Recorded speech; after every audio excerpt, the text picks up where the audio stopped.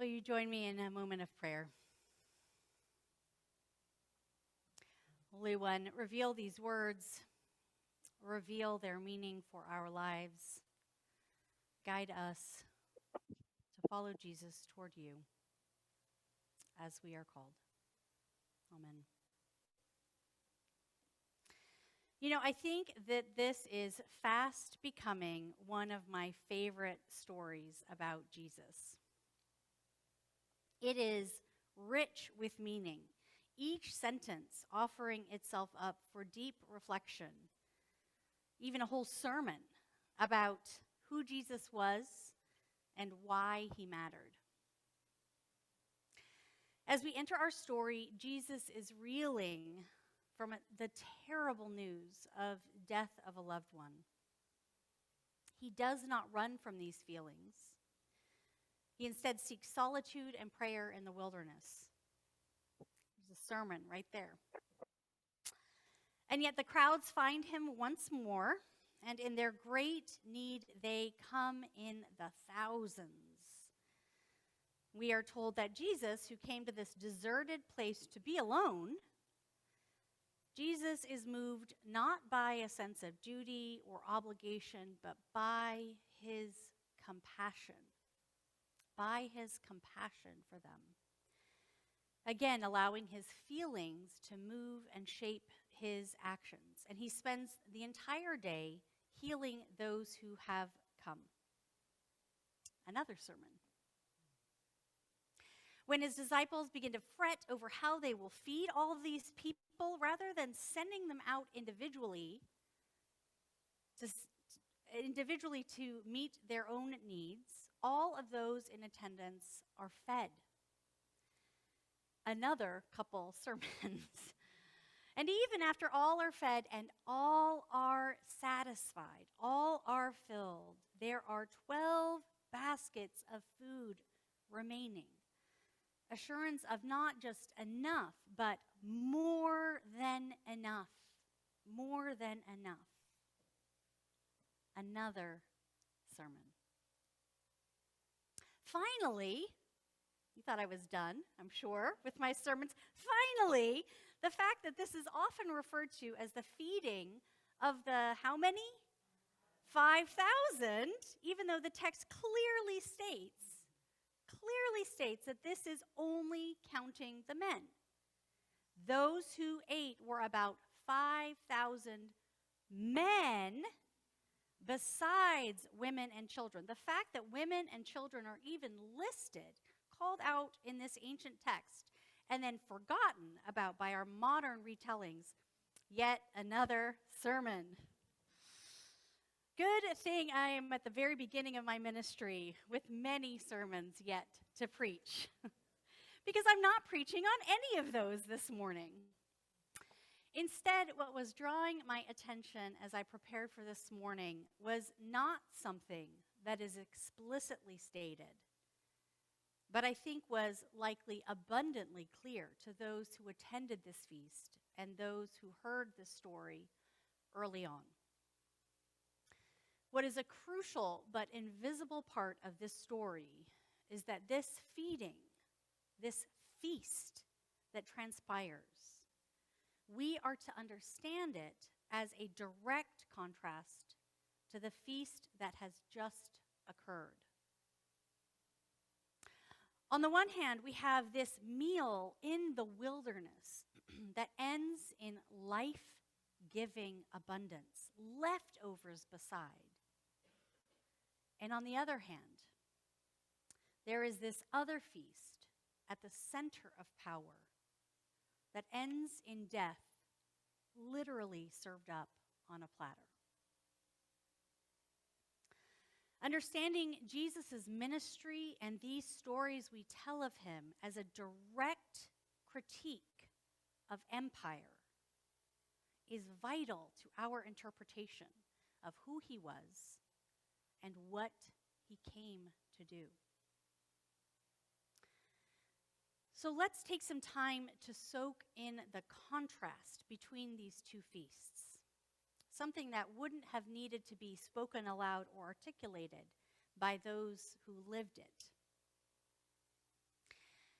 Those who gathered for Herod's birthday party were likely invited guests, rich and influential, probably selected for the ways in which they could elevate or ensure Herod's standing as an oppressive ruler. Those who gathered around Jesus' solitude and grief in their desperation for healing, in their quest for hope, these impoverished, ordinary people invited themselves along, and Jesus made space for them. Those who gathered for Herod's party, most likely men, because they had power, arrived in carriages and on magnificent horses, dressed to the nines. At the fancy palace at the center of commerce and power, they dined on the finest foods procured from across the Roman Empire. Those who attended the simple meal of fish and bread arrived by foot, traveling a far distance to a deserted place. We are told specifically that women and children are present. Herod's guests likely came hoping to ingratiate themselves to him, hoping to move up on the social ladder. Jesus' guests came hoping for a miracle. At Herod's party, they watch a girl, Herod's stepdaughter, dance for their amusement. At the deserted place, the crowds watch as Jesus heals one, then another, all day long until the day is almost over. These two feasts could not be more different, and that is precisely the point. Rather than Herod, who procures and provides the feast from the plundered wealth of the Roman Empire, Jesus turns to his disciples and asks for their help. A communal act.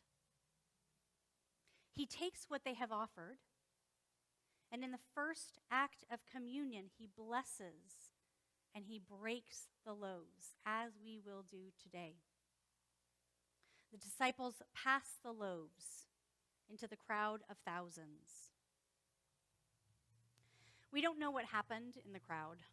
We don't know if in the blessing of the bread it turned into a loaf that never ended, from which you could eat, and it was never consumed.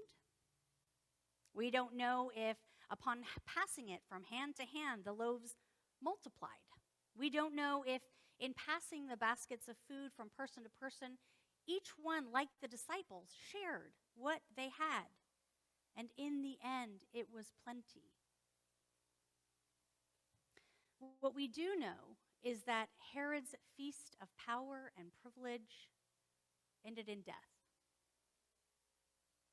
while the feast over which Jesus presided ended with everyone eating and having their fill, with yet more to share. Imagine the delight, the communion that happened as these baskets, these loaves were passed from hand to hand in that throng of people. Imagine the relief at the realization that they could feed themselves. Imagine the joy as each hungry person ate until they were satisfied, and there was yet more to share. Imagine the freedom that came in realizing that they didn't have to wait to be invited into the centers of power to be fed abundantly. And I think perhaps that might be the most salient lesson for us today. We so often wait to be invited into the centers of power. We wait for those in power to do something about issues we care about. We wait to be invited in, sometimes sometimes striving for power ourselves? What is a place where you are waiting for an invitation to the seat at the table so that you can make a difference? Where you are waiting for those in power to invite you in, or for those in power to make a decision that will impact you or impact all of us? What might happen instead if we looked at each other, opened our pockets and shared what we had and passed them from hand to hand, deciding that we don't need those who are at the center of power to make things happen, to feed each other abundantly? Who could you look around to and, like the disciples, form solidarity with and make a table of your own? Outside of the are you in or out game, do you have power or not? Who might we be able to feed in abundance if we did that? Like the disciples who shared what they had and ended up feeding thousands. Jesus came to contrast the difference between empire and communion, between holding power and solidarity, between serving up death and serving up life. Perhaps the lesson from this feeding of the 10, 15,000 is that we have what we need to share with one another for life abundant.